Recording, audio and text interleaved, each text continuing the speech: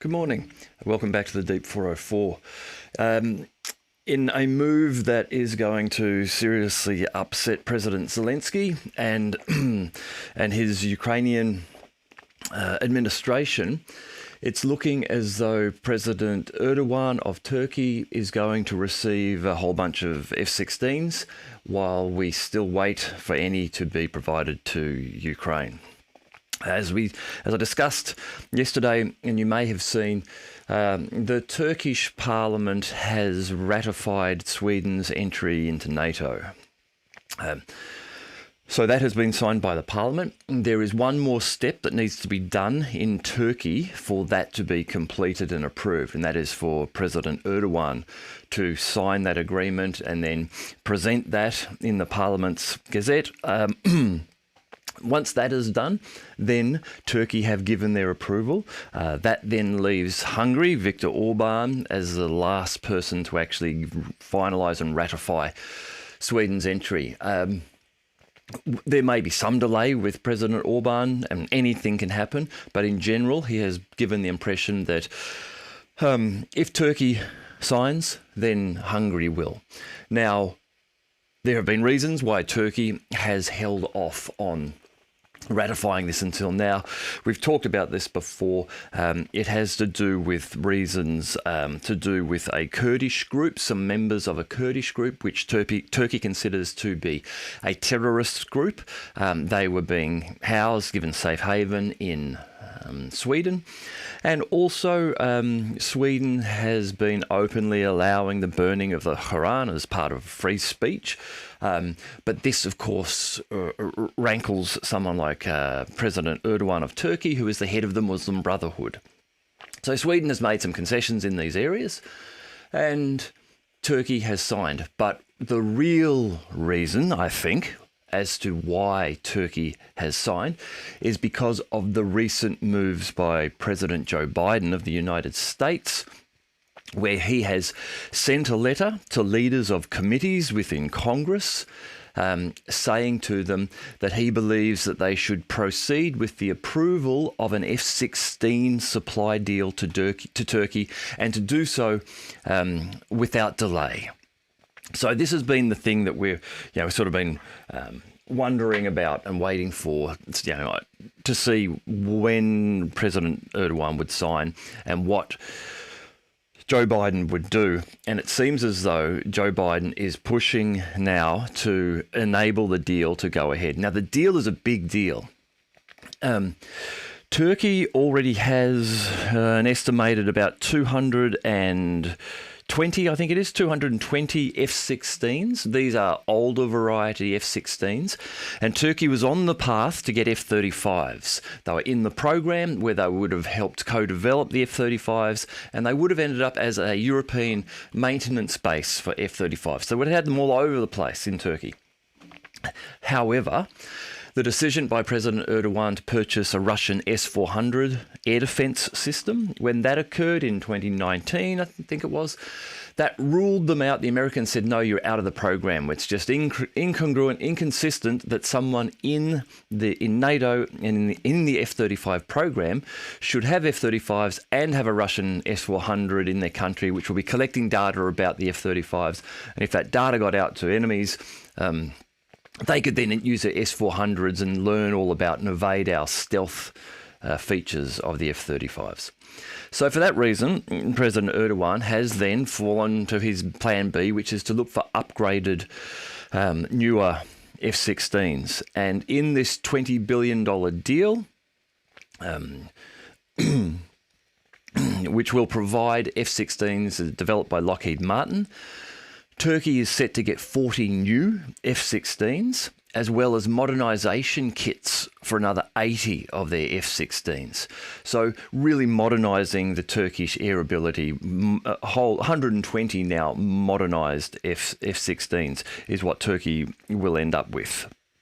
Turkey has about 270 reportedly F-16s in their inventory already. Now, just a little bit about these, and what makes the F-16s interesting. Give me one moment. I might see if I can find a a map here. We can just have a quick look at. Let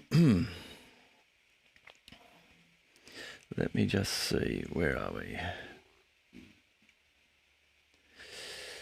Now, this map here, this is Turkey. This, if you can see here, the mouse is moving around. This is Turkey here.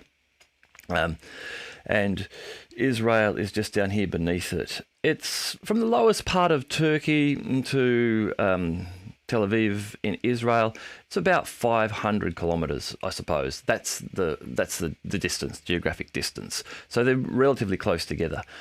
Turkey has 270 F-16s. It's going to get another 40 of them. It's going to be able to modernize 80 of them.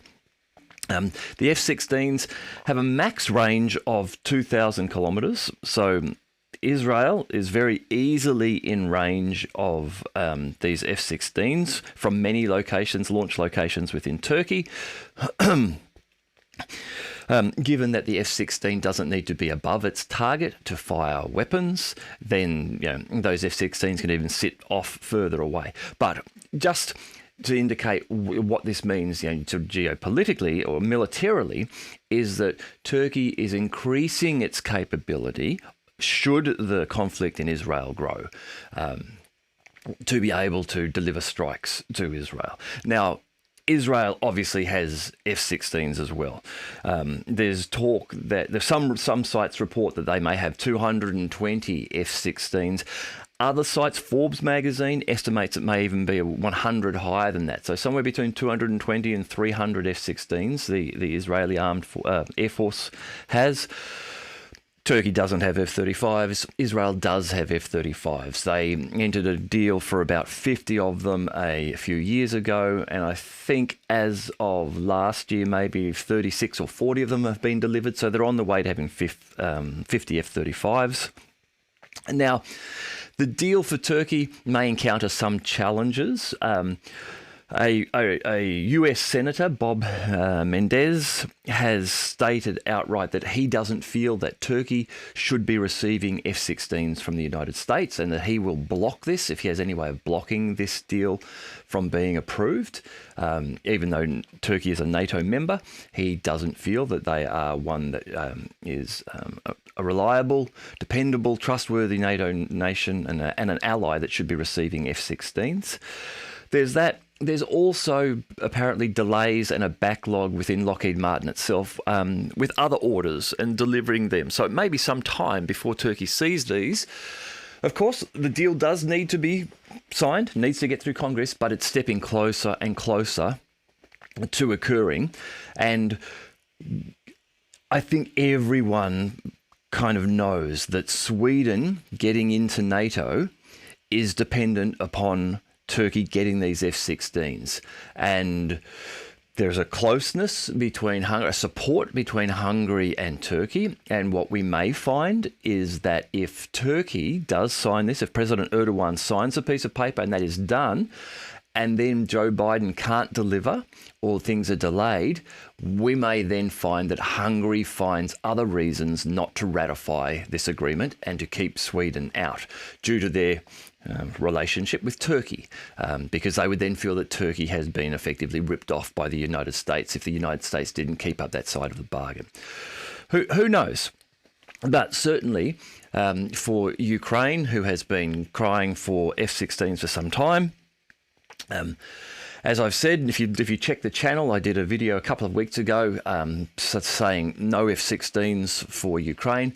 That's still my position. I still feel that we won't see F-16s in Ukraine. And what I mean by that is we won't see a bunch of active F-16s operated by the Ukrainians in Ukraine. We might see some sneak attacks launched from Poland or Romania or something like that at some stage. But there are many challenges and difficulties with putting F-16s into the conflict in Ukraine. One of the larger ones being that if F-16s go to Ukraine, and if they do become operational anywhere near the front line, there is a very high likelihood that they will be shot down. And you can imagine that that will be front page press across the planet, and that's not the sort of thing that the Lockheed Martin and the US would want for these planes, which they are still selling around the world. It reduces your market price for your product if people start to see them failing in the tasks that they're meant to do. So for that reason, and for other reasons like airfields that are required are very tricky for F-16s. They have this low underhanging air intake. They need nice, clean, long runways. In war, it's difficult to be able to guarantee those, particularly when you need to perhaps hop these type of planes around. You don't want all of your F-16s sitting at one airbase in Ukraine where the Russians know about it and can just bomb them. We know that this with the Su-24s, which deliver the Storm Shadow and Scout missiles. They reportedly hop every 24 hours to a different airfield, but they are capable of using improvised airfields. You can block off a section of motorway and they can just land there and go park and then take off again a few hours later and land on another motorway or another old airfield. Anyhow, so I don't think we'll see F-16s there. So this must really be incendiary to President Zelensky, who has been demanding these and wants these, and then Turkey is getting them. Anyhow, some other interesting reports from a Ukrainian channel that I saw yesterday.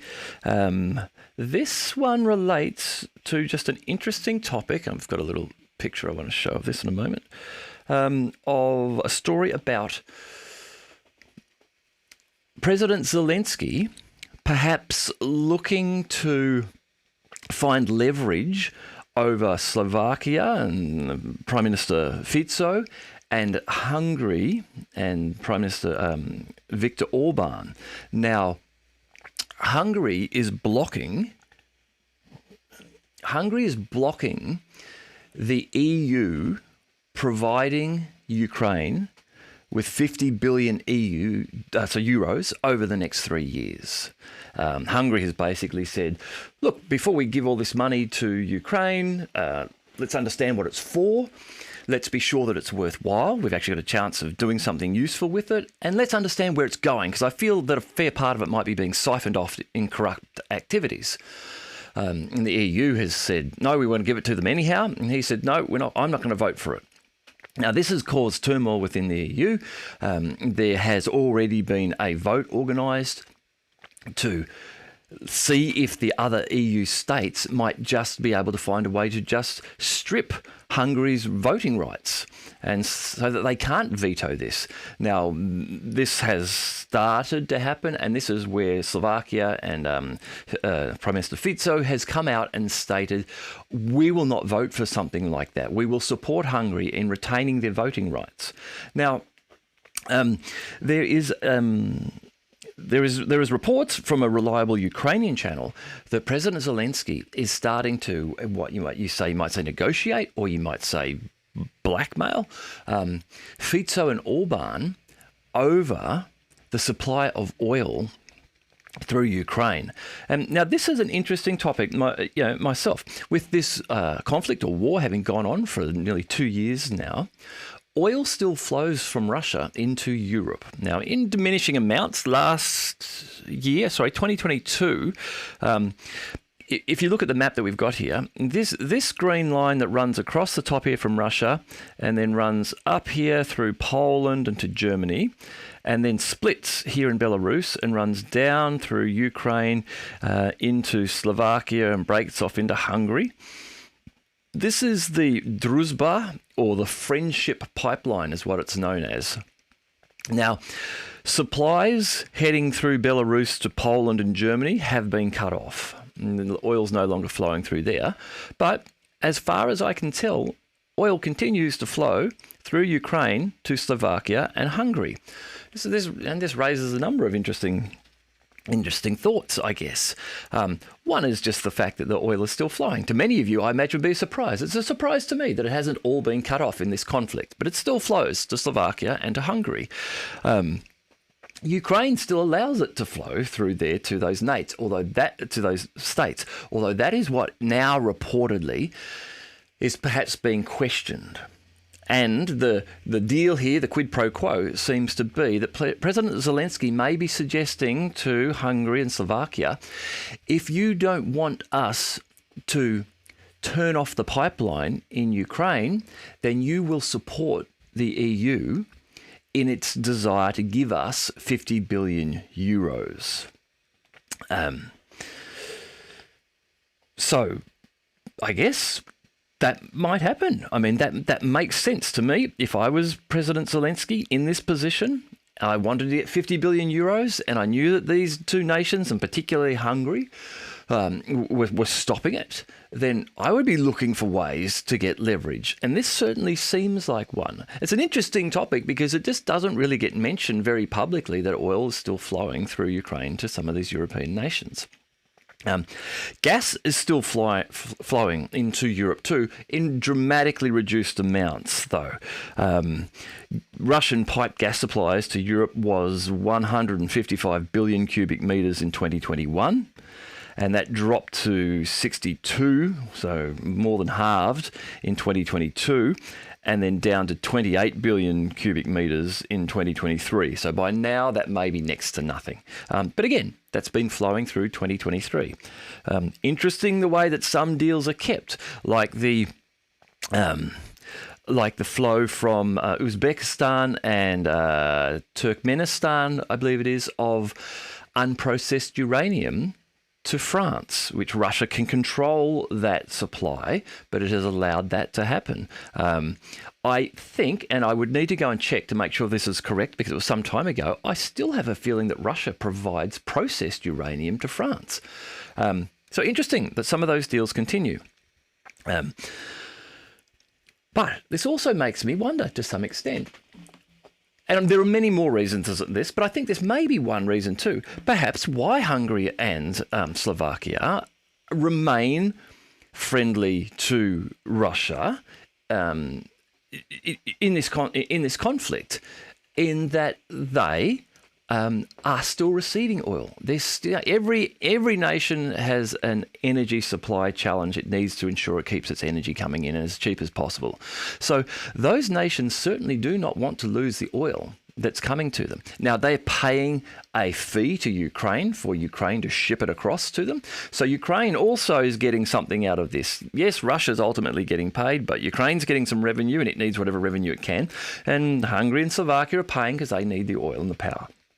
But perhaps this also is a reason why Slovakia and Hungary are friendly with Russia, is that they're aware of who's feeding them this oil. They don't want Russia to say, okay, we're turning off the taps to you too. That then generates a problem for them politically, of course, in their nations. Interesting one that I thought. I might just move to the Ministry of Defense, the Russian Ministry of Defense update for yesterday, for the last 24 hours.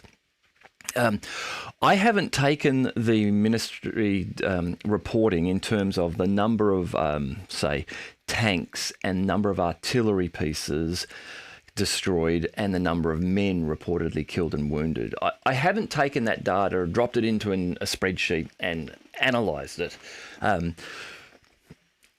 I don't think that I will, but it would be very easy for someone to do, to just go back through their Telegram channel each day and strip those figures out, and you could build a chart of what the Russians are reporting has happened. It would be interesting to look at. But my sense over the last week or so, last 2 weeks, is that the Russians are beginning to become more successful in the artillery duels with the Ukrainians. And again, this is not a statistical analysis. This is just my feel from looking at this day after day. It feels as though we are seeing more and more of the self-propelled and mobile pieces of artillery being reported as being destroyed. Again, I haven't gone back and verified every one of these. There are channels that do that. You can find a number of open source channels that will look to find video and geolocate where these pieces of equipment are being destroyed. So I don't feel the need to do. that. I imagine, as I've said many times, and given these reasons many times before, that I believe that the Russian Ministry of Defense reporting is not orders of magnitude out. And again, most recently, we've had to assist with targeting this decision. we've had this response, an announcement from a Ukrainian interior minister that he believes Ukraine is losing 1,000 men per day killed and wounded, 30,000 a month. That's coming from a Ukrainian politician, an interior minister. That's not coming from a Russian source. You can go and look that up if you want to. Go back through a few of my videos. I think I titled it about those claims. That number is higher than what the Russians are generally reporting as a daily loss for Ukraine. We've had one day in the last 2 weeks, I think, where the figure has reached 1,000, was 1,005. Today is a high number. The Russian Ministry of Defense reporting that in the last 24 hours, the Ukrainians have lost 905 men killed and wounded.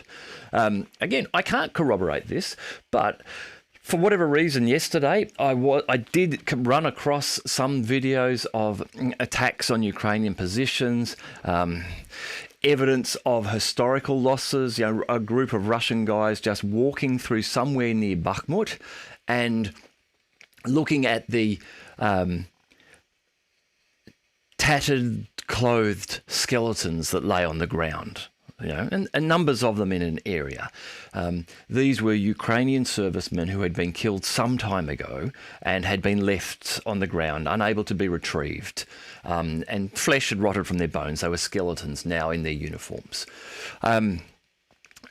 There's lots of evidence on a daily basis to indicate that both sides, but the Ukrainian sides, are suffering heavily here. So these numbers of 925, actually, it is reported yesterday. Again, I don't feel that they're necessarily wildly wrong, particularly given what we have Ukrainian interior ministers now saying. Also, yesterday, in the summary, I'm not going to go through in detail, but just in the summary here, some of interest, 18 pieces of artillery or pieces of heavy equipment that can reach out were destroyed. So I'm including that a number of 18. There's 2 multiple launch rocket systems. So 16 pieces of artillery and then 2 multiple launch rocket systems. So 18 in total reported yesterday.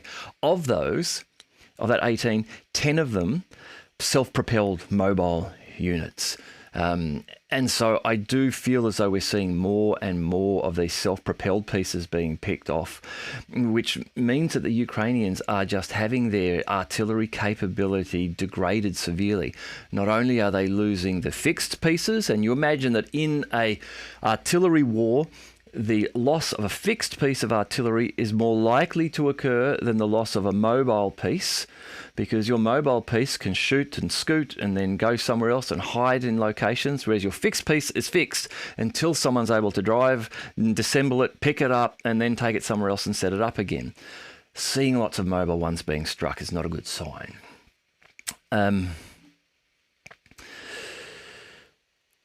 I just want to, I wanted to show this. There's a couple of things, little videos. I'll finish off, I think, maybe later, just with a couple too. But if you'll just give me a moment, I'll get this one ready.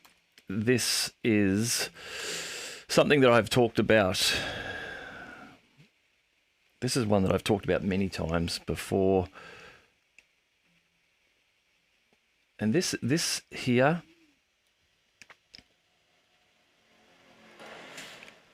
I'll just turn the music down. This here is the Solnet spec. This is the TOS-1 flamethrower system. I mean, just looking at it, it's a nightmarish looking thing. With rolling around this big weird box on top of a tank body, it looks like something out of some sort of science fiction film. And you just start to see or imagine what it must be like to be in an area where it is operating and you are its target. You just see these missiles, like these rockets, raining in, and the massive explosions that come from them, which is due to the fact that they are effectively effectively forming massive gas balls like that. That was from a distance. They were big explosions you could see there at the end. Just massive balls of fuel gas, which then ignite, reach the temperature of the sun or equivalent, and produce massive concussive waves that just destroy soft things like bodies in particular. They're particularly devastating to troops in areas even where normally, compared to, say, the artillery of high explosive rounds, where they're relatively safe to them, where they can be in a trench and you've got, meters of dirt, or you can get into a dugout where you may have meters of dirt which can absorb the shock from the high explosive round and protect you. Here, you're in a trench, you may be in a dugout, but as they go in and they spread their fuel gas mixture, it creeps into these areas. It comes in through the windows of trucks, it goes in through dugouts and through the doors and windows of buildings and down through trenches, and then it ignites all around you and shocks everything in its range. Just a frightening piece of equipment. In terms of yesterday's big piece of news, the shot down of the IL-76, which was reportedly carrying prisoners of war. I personally now, after a day of more than a day of looking at these reports, my feeling is that this plane did contain prisoners of war and was shot down, and was shot down by Ukrainian air defense. There are still a lot of people online who are just coming up with the comments of, well, whenever Russia says anything, they're lying, and therefore this is just a lie, and you should just accept this as a lie without questioning it. Never a good idea when you're trying to cover something by saying, don't question it. To me, that's always a sign that you're insecure in your opinion there, and you're trying to hide what might be the truth. But other telling factors. Again, this is what I'm going to read here, comes from one of the two Ukrainian Telegram channels, which appear to be reliable and will often give a differing opinion to what the leadership of the Ukraine is saying, and maybe what the public messaging is that comes out of Ukraine. Again, this is translated, so there's some interpretation needed. But this is what it says. For a downed IL with captured Ukrainian armed forces soldiers, we have 1. The Ukrainian armed forces shot them down with their air defense. 2. The authorities and even Zelensky indirectly admitted that there were prisoners on board and the Ukrainian armed forces shot down the plane. That case will be investigated, and this means that the topic will be delayed and leaked. I'm not entirely sure of what they're getting at with that, but that's what they suggest will happen. That's it. Yesterday's shot put an end to future exchanges. We chased a situational victory. Here, I believe they mean the bringing down of a Russian IL-76. Hey, we brought one of these down, but received a strategic attack. As usual, an ordinary Ukrainian will pay for this miscalculation. So this is coming again from a Ukrainian channel where they seem to be quite confident that, yes, the POWs were on the plane and they were shot down by Ukrainian air defense.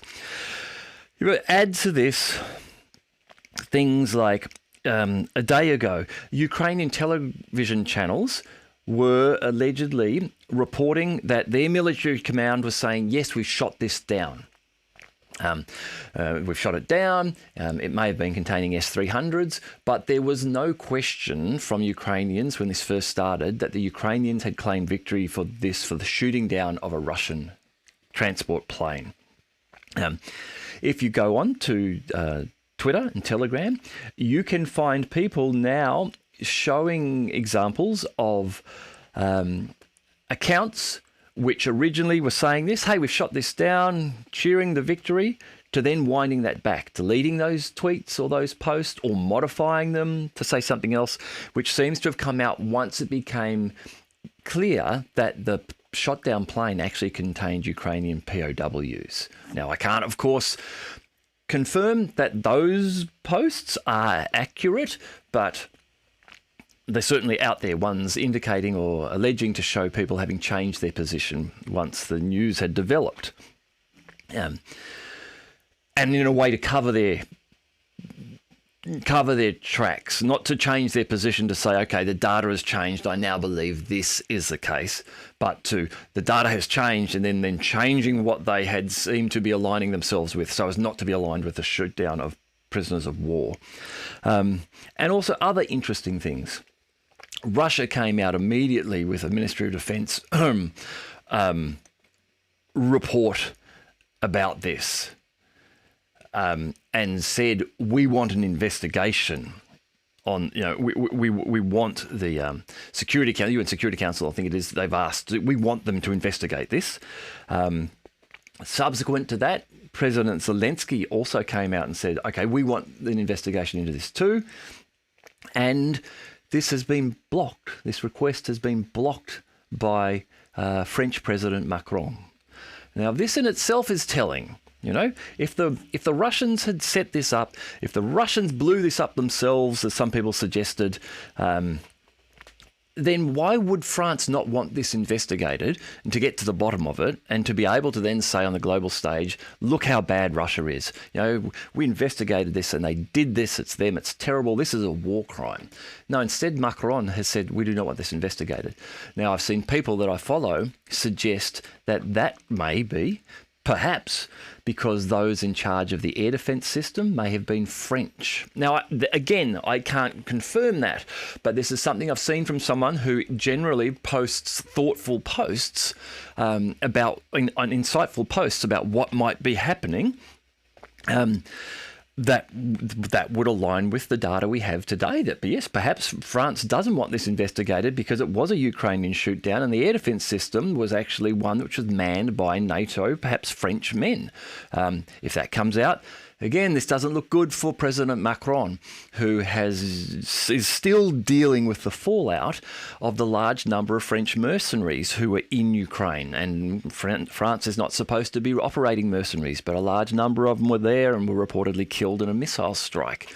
So at the moment, I feel that President Macron is either feeling incredibly frustrated by Russia, or for some reason he is embarking upon a plan of just poking the bear, and he's poking the bear. He's announced he's going to give another 40 Scalp missiles to Ukraine and more bombs. He's obviously got these mercenaries, which he has approved at some level to be there. Never hoped that they would have been found out, but that's all blown up in his face.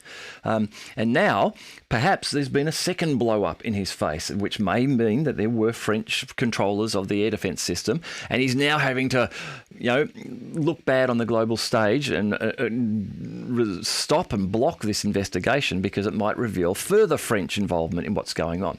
And these things, while I don't think that Russia is going to do anything overt to France, but these keep getting added to the scoreboard in Russia's mind, so that if NATO does, in its ridiculous desires, it seems at the moment, to push for a war with Russia, if that does happen and it begins, well then there's plenty of reason for Russia to want to reach out to France for these things. Had France not done these things, Russia might say, okay, we're having a NATO conflict here. Well, we're going to deal with the people who have really been causing the problems, whoever that might be. Let's just say the Germans or the Poles or something like that.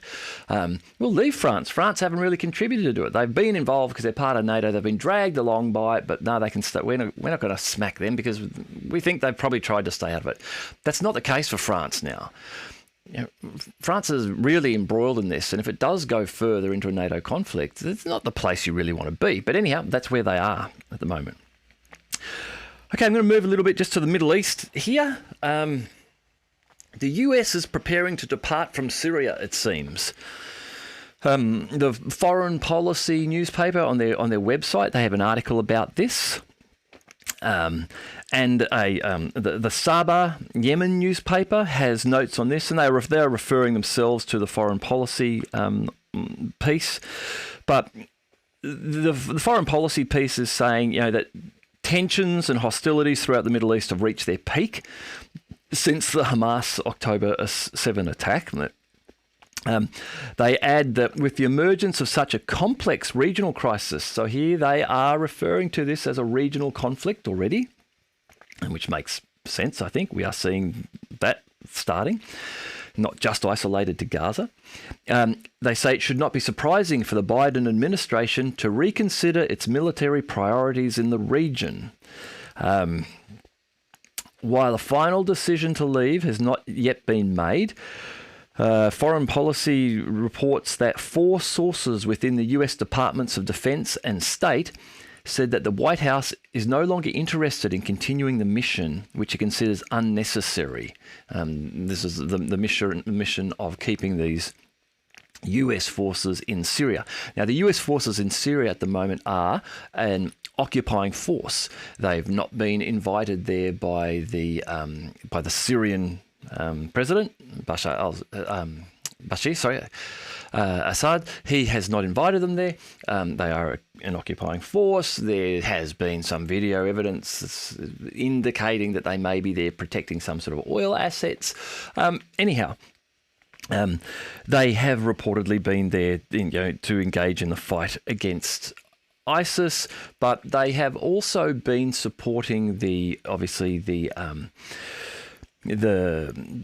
Syrian Democratic Forces, the rebel coalition which has been fighting against Assad. The Americans have been supporting and supplying them. So this news that there's actually news now that America may be starting to try to have negotiations with the Syrian Democratic Forces, which are these groups of Kurds and other sort of groups, ex-Syrian army, people who have left the Syrian army and gone to join the opposition, talking about trying to have conversations with them and the Syrian army to get them to now join forces to fight ISIS so that America can go, well, we don't need to be here anymore. This can be our reason. We'll leave. You guys sort it out. Now, that doesn't look like that is necessarily going to happen. The Syrian Democratic Forces actually approached Assad's Syrian army and suggested that they would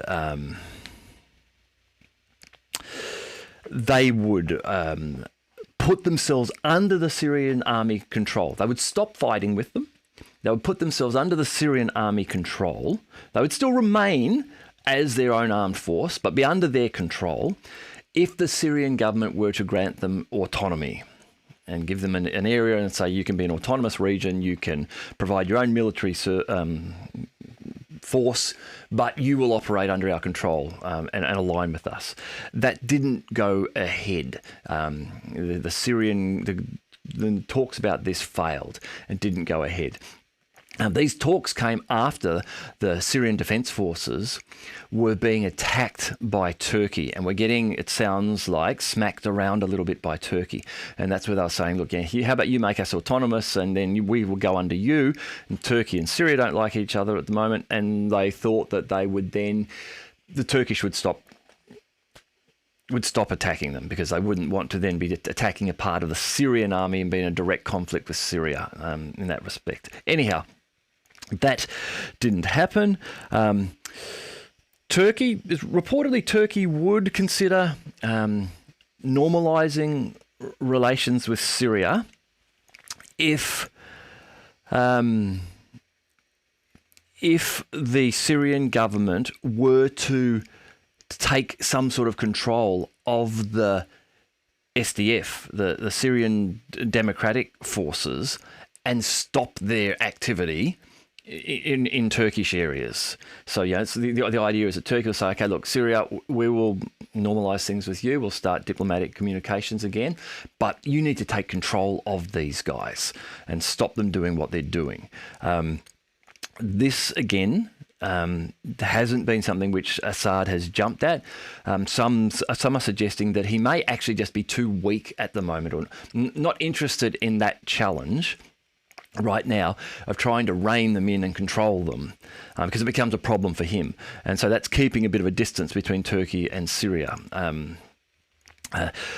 Also, people are also saying that perhaps in order for Assad to agree to do this, undertake this task, he wants to see Turkish forces out of northern Syrian regions.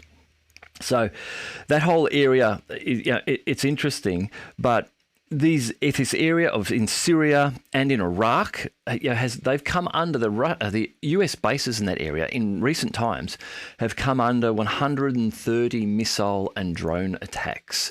There's small numbers of forces. I think the American forces in Iraq are about 2,500. They're not massive numbers. So, if their bases are increasingly being attacked, you can see that the US, if they don't really, really need to be there, are looking for ways to get out of those regions because it's just going to become too hot for their men. I mean, we had this week reports of at least 2 US forces receiving, was it TBI, traumatic brain injury from a drone or missile attack on their base. So the Americans are starting to lose men in this area and looking to move out.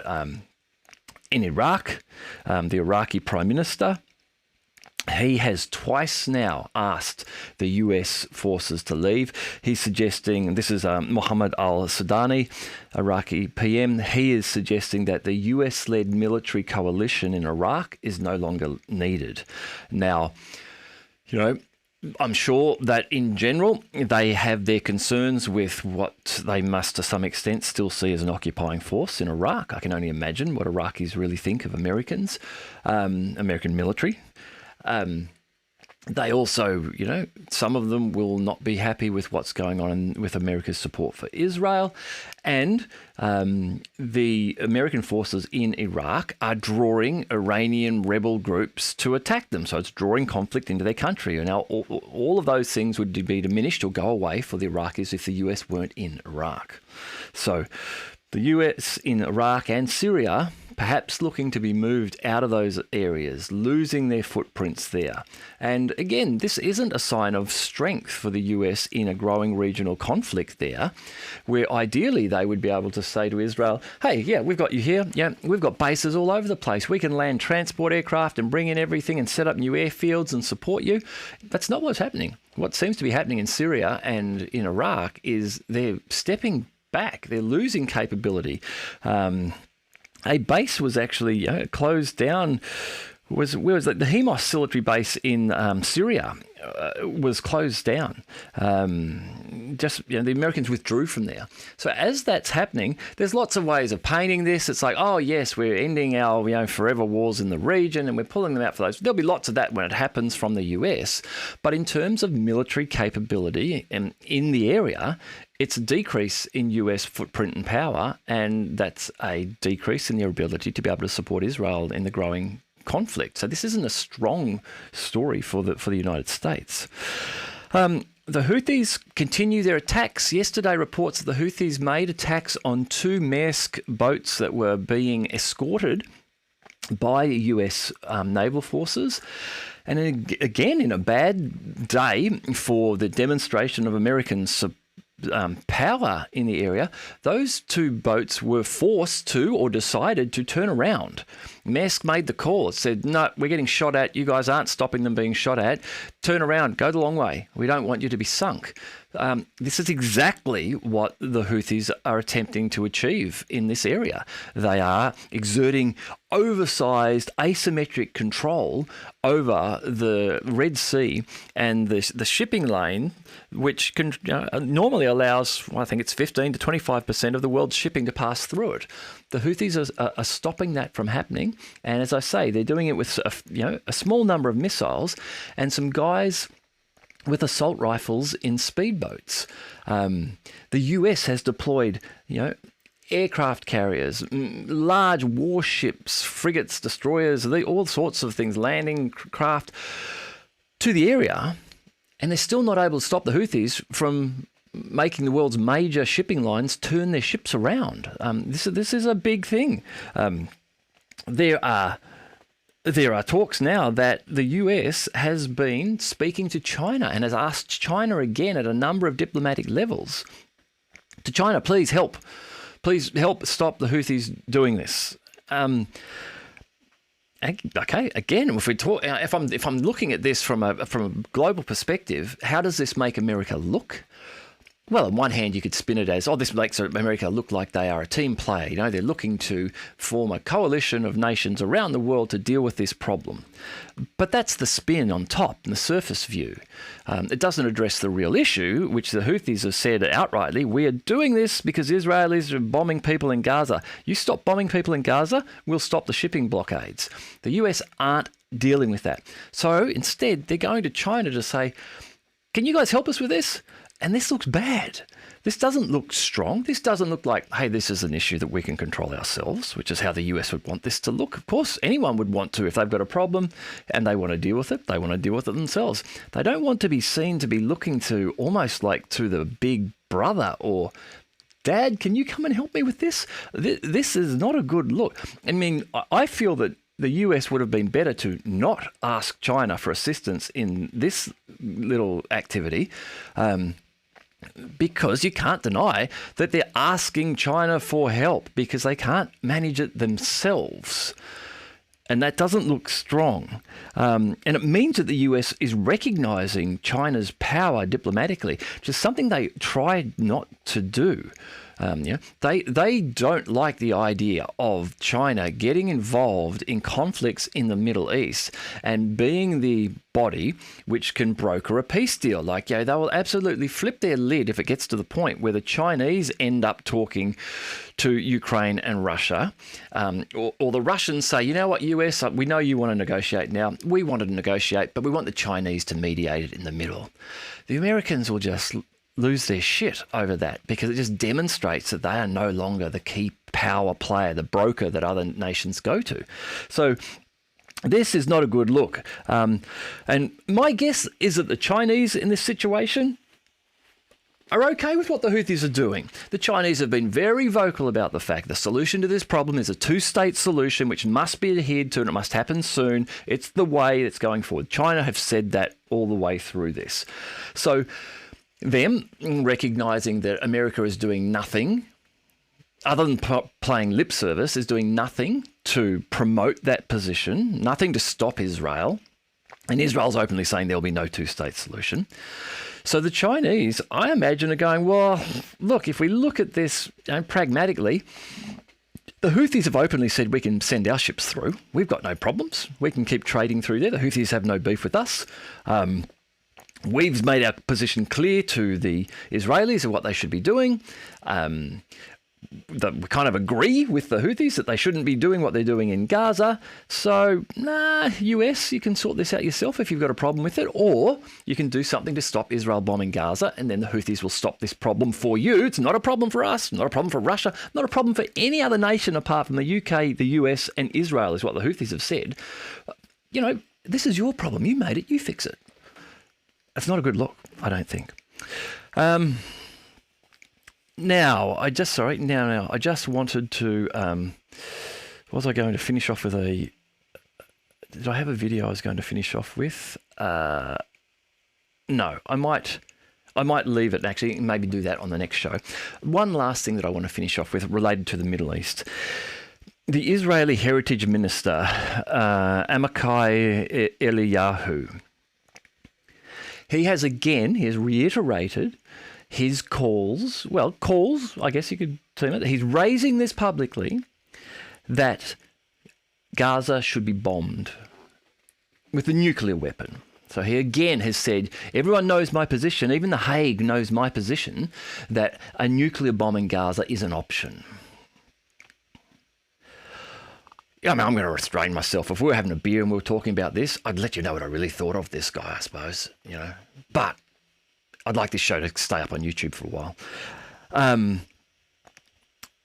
Imagine if this was being said by, Russian ministers openly, repeatedly, that we believe an option is to bomb Ukraine with nuclear weapons.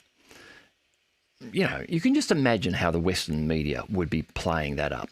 You've got to dig around to find this information on Amakai, the Heritage Minister of Israel, and the fact that he's repeatedly saying it. It's not like he said it once and people said, dude, that's fucking ridiculous. Just calm that down, You're going to get some serious trouble. No. He's still the minister and he's coming back calling for it again.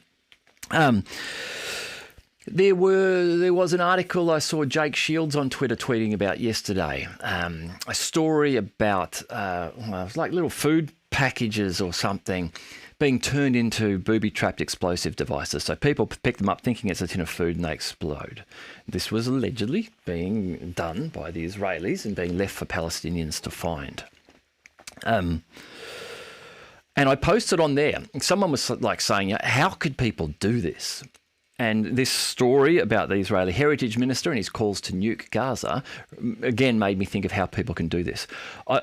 I want, if you're watching, if you still made it this far, hey, I really appreciate it. But if you want to watch a really interesting video about this, there's a guy called Dr. Richard Carrier. He and I, I'm sure, I'd love to get him on and do an interview with him. I'm sure he and I disagree on some topics, but when he focuses on a topic, his scholarly research and work is very, very good. And he has done a lot of work on religious history, biblical history. He has a very strong awareness of the origins of Christianity and the Jewish religions. He has a video which you can find on YouTube, which is called A Good and Violent God. And it's effectively a debate between him and someone else about the Old Testament God and whether that God is a morally good or bad person. Go and watch that. And if you watch that, I think you can draw understanding as to why people do this, why they have this mindset. And I'll give the TLDR for you if you want. The people that wrote this Old Testament Bible, a Bible who would just kill people and was fine to do that and commit genocide and wipe out whole nations and that sort of thing, if that's the book that people base their life on, then they have this approval to do these things. Now, the Old Testament Bible applies to a lot of religions. I'm not just singling out one here. But watch the video, A Good and Violent God, and it might just help you understand, if you're questioning how can these things happen, maybe how these things happen. All right, that's it for today. Look, it's Friday. I hope you are going to have a good weekend. I hope to get another video out over the weekend and talk to you again soon.